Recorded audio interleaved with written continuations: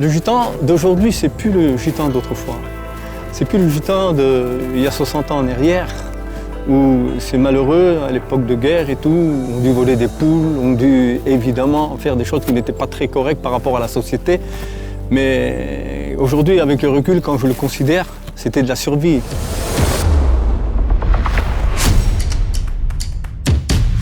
Voilà, on est content, Manu, d'être avec toi pour ce moment de communion fraternelle. On est en Dordogne, dans ta région, là où tu exerces ton ministère en tant que pasteur de l'œuvre de Dieu, de la mission Nzigane Vie et Lumière. On est venu, on te visite, tu nous as invités, on s'est installé dans une caravane, comme toi. On participe au moment spirituel avec vous, au moment de repas, de convivialité. Et en fait, Manu, comment tu ressens les choses? Parce qu'à chaque fois qu'on parle de la mission Nzigane, souvent il y a une connotation un peu péjorative, quelque chose de négatif qui se dégage, parce que les médias en France, en particulier les chaînes de télévision nationales, nous montrent toujours le mauvais côté de la chose, alors que quand on est à l'intérieur, c'est absolument pas ce que nous constatons en fait. C'est que souvent de fois, on est vu par les gens de l'extérieur, des gens qui déjà ne connaissent pas la communauté des gens du voyage, ils ne connaissent pas leur façon de voir les choses, leur façon de vivre, et qui souvent interviennent depuis l'extérieur et qui donc plus ou moins nous regardent toujours comme l'autre, comme celui qui ne fait pas partie soit de la commune, soit du village, soit du pays, soit de l'endroit où il se trouve, parce que le gitan s'est toujours senti toujours l'autre. Partout où il est passé, il a toujours été l'autre. Toujours celui qui n'était pas chez lui, que l'on regardait toujours de travers. Et puis, souvent des fois, les gens ne comprennent pas cette façon de voir les choses. Mais seulement ce que nous avons constaté, ce que moi-même je constatais en plusieurs reprises, c'est que lorsque les gens rentrent à l'intérieur, comme tu me le dis, et qu'ils découvrent la communauté donc des gens du voyage, notre peuple, ils nous voient sous un autre angle, qu'ils nous voient complètement différemment par rapport à ce qu'ils avaient préconçu dans leur esprit. Ils voient des gens qui sont comme tout le monde, des gens qui sont aujourd'hui, car les gitans d'aujourd'hui ne sont plus les gitans qu'il y a 60 ans en arrière. Ils ont évolué, ils ont changé. Bien sûr qu'ils vivent toujours donc, en communauté, et ça c'est quelque chose de compliqué pour leur enlever ça. Donc on aime vivre en communauté, bien que nous avons aussi des domiciles, nous avons aussi des terrains, nous avons des maisons où nous sommes installés. Mais on aime toujours se retrouver, c'est un besoin, c'est un besoin. Oui, parce que pour quelques-uns d'entre vous, vous êtes sédentarisés avec des maisons construites, absolument, du terrain, et avec toujours bien sûr la caravane dans le jardin. Tout à fait. Voilà, et puis de temps en temps, vous sortez la caravane, voilà, et vous retrouvez dans des endroits comme celui-ci, un endroit formidable pour une retraite spirituelle. Spirituelle, absolument. Et il faut quand même constater que c'est pas toujours que des chrétiens avec vous qui vous rejoignent dans la mission. Il y a des membres des familles qui, pour certaines, n'ont pas expérimenté la grâce en Jésus, expérimenté la nouvelle naissance et n'en ont pas les fruits. Et ce sont des gens qui vivent quelque part en marge de votre foi, mais qui font partie de la famille et qui sont avec vous. Absolument. Voilà, et vous profitez de ce moment pour leur annoncer l'évangile. Voilà, pour les évangéliser, leur apporter la bonne nouvelle, bien évidemment, du Seigneur Jésus, car c'est notre mission que le Seigneur nous a confiée, parce que la Bible dit, car celui qui ne prend pas soin des siens, particulièrement de ceux de sa famille, est pire qu'un infidèle, il a renié la foi. Donc nous mettons l'accent, bien sûr, nous prêchons pour tout le monde, mais c'est vrai que lorsque nous sommes avec nos familles, nous essayons de mettre l'accent sur tous ceux qui sont autour de nous, mais notre cœur est ouvert à tout le monde. Eh bien, nous, on l'a constaté parce qu'on est là au milieu de vous. On a reçu un accueil extraordinaire, chaleureux. Le peuple du voyage s'ouvre, ont beaucoup de gentillesse, savent recevoir, savent accueillir. Et c'est vrai que c'est cette face cachée du peuple du voyage qui n'est pas connu. Les gens ont peur du voyageur. Ouais, parce qu'on a tellement véhiculé de mauvaises choses. Les médias n'ont jamais aidé aussi. Hein. Oui. Et pour certains, se retrouver au milieu d'un camp des gens du voyage, c'est presque pratiquement une peur effroyable qui pourrait éventuellement les envahir, alors qu'on a vraiment que des bien-aimés là autour de nous, qui ont de la considération pour les gens qui les invitent. Ils sont même aimables avec les gens de l'extérieur, ils travaillent avec les commerces alentours. Bon, je veux dire, absolument. Vous êtes impliqués dans le monde aussi séculier par le travail, vous travaillez au milieu des gadgets. La majorité d'entre nous, nous sommes autodidactes. Donc on a appris souvent sur le tas. Et puis, ça fait des années qu'on exerce maintenant, donc on a fini par apprendre notre métier correctement. La majorité sont maintenant des micro-entrepreneurs. Ouais. Donc, ils travaillent, donc, comme je l'ai dit, soit dans la peinture, soit dans la couverture, dans toutes ces choses-là. Mais ce que je voulais dire, c'est que le gitan d'aujourd'hui, c'est plus le gitan d'autrefois. C'est plus le gitan d'il y a 60 ans en arrière, où c'est malheureux, à l'époque de guerre et tout, on dû voler des poules, on dû évidemment faire des choses qui n'étaient pas très correctes par rapport à la société. Mais aujourd'hui, avec le recul, quand je le considère, c'était de la survie.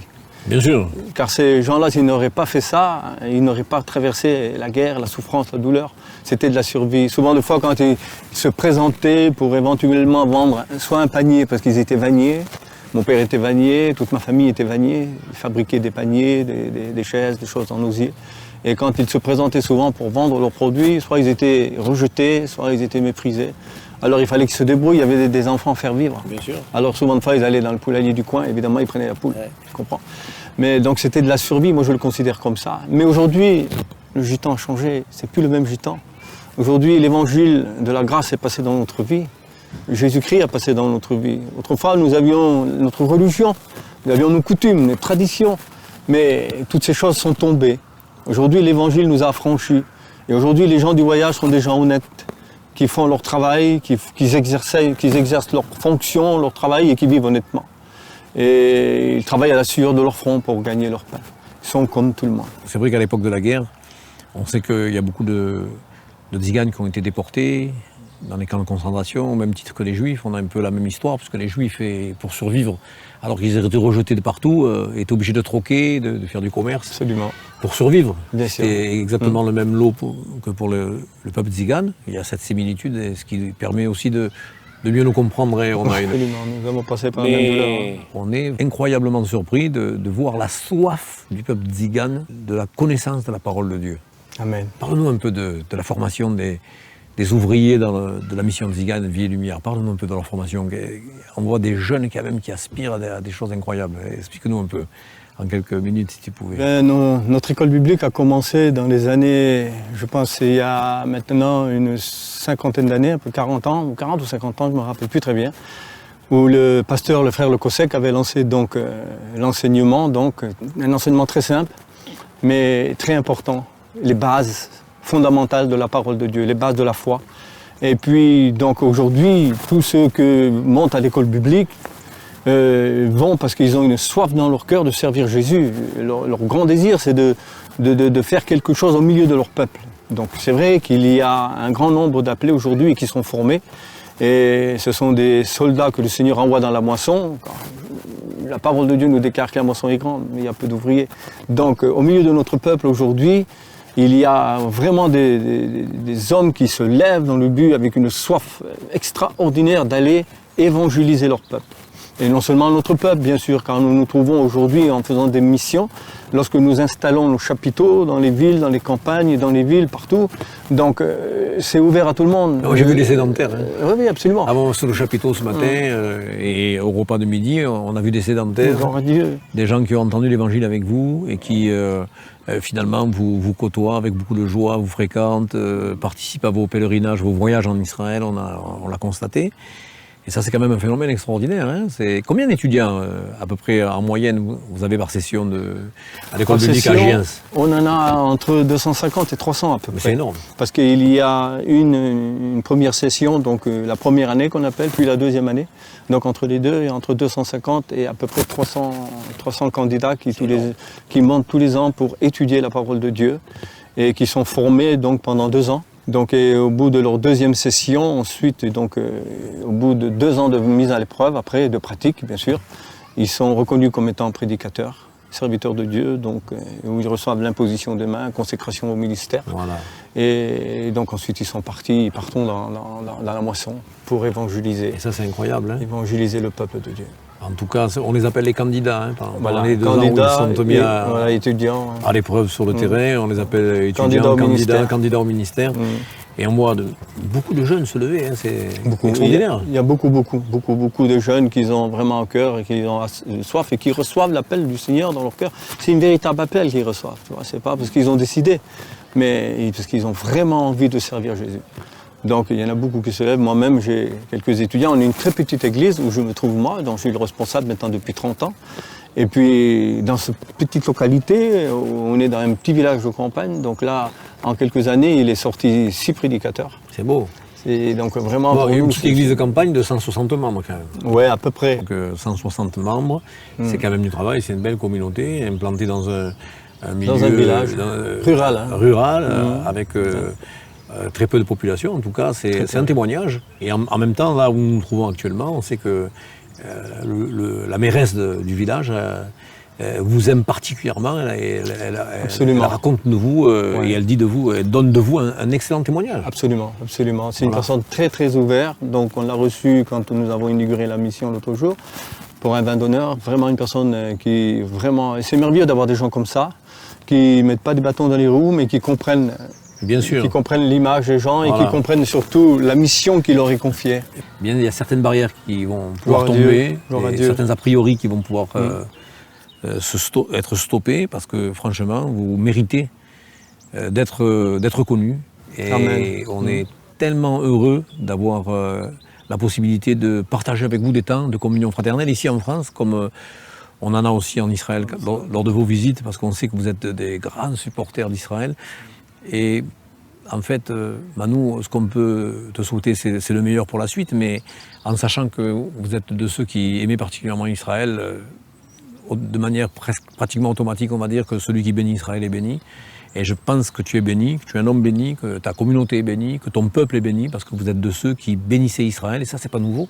C'est un peu même, je pense, celui qui est à l'origine aussi de l'œuvre de Dieu au milieu de vous, Clément Locossec, qui vous a communiqué cette vision, parce que Absolument. Clément Locossec, il a marqué aussi l'État d'Israël en soutenant un des premiers pasteurs messianiques, Zeev Kostman, à Jérusalem, qui a déclaré la première assemblée messianique à caractère évangélique pentecôtiste sur la Terre Sainte et sur Jérusalem en particulier. Et aujourd'hui, cette œuvre, elle est encore là. Et à l'endroit même où ils ont commencé, on a toujours à peu près 200 Israéliens qui se retrouvent chaque samedi. Des gens du cru, des Israéliens qui ont reconnu Jésus comme leur sauveur personnel. Et ces gens sont le fruit de la vision d'un homme aussi, Clément Locossec, qui a su investir sur ce ministère de Zeev Kostman et en même temps a su vous communiquer cette vision de l'amour d'Israël. Et quand on est avec vous, on sent vraiment que vous aimez le peuple juif, le frère aîné. Et parce que vous aimez le frère aîné, malgré ses défauts, Dieu vous le rend et vous êtes bénis. En tout cas, que Dieu vous bénisse. Merci. Que Dieu continue à manifester sa grâce au milieu de votre peuple, merci. Au milieu duquel on se sent comme à la maison. En tout cas, merci mon frère Manu, que Dieu te bénisse. Merci, merci beaucoup. Shalom Aleichem, Eleti Shalom pour l'amour d'Israël. Eleti Shalom, Shalom Aleichem, Eleti Shalom pour l'amour d'Israël. Amen. Que Dieu vous bénisse à tous. Shalom, j'espère que vous avez aimé cette vidéo. Abonnez-vous pour ne pas rater nos programmes. Merci de faire partie de notre famille TBN. Que Dieu vous bénisse. Shalom de Jérusalem.